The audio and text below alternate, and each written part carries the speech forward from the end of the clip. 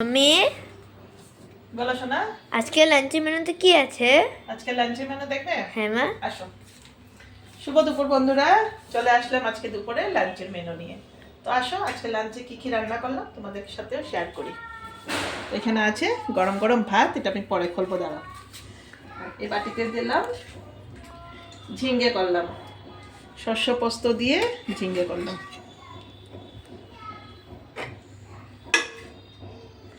একটু ঝোল ঝোল রাখলাম, যেহেতু আমি আজকেও ডাল করলাম না, যেহেতু আমাদের বাড়িতে ডালটা একদমই চলে না, তাই আমি ডালটা মাঝে মধ্যে স্কিপ করি। তো এটা শস্য পোস্ত দিয়ে ঝিঙ্গা। তারপর করলাম এই যে,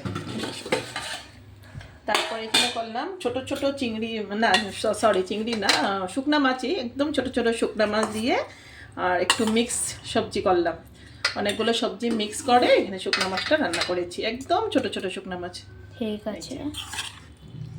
এখানে মূলো আছে, মিষ্টি কুমড়ো আছে, আলু আছে, শিম আছে, অনেক সবজি দিয়ে এটা করলাম আজকে। এটা তো বাচ্চারা খাবে না, আমরা বড়রা দুজনে খাবো।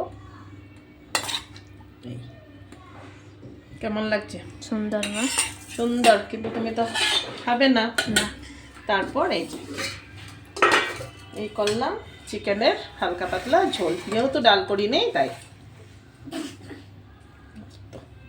গরম গরম চিকেন দিয়ে দিলাম, একদম হালকা করে ঝোল করলাম। এটা কেমন লাগছে?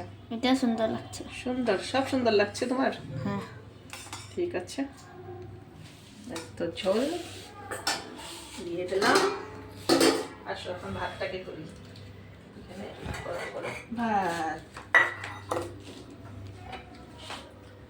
তারপর স্যালাডের মধ্যে আছে লঙ্কা আর দিয়ে দিলাম শসা।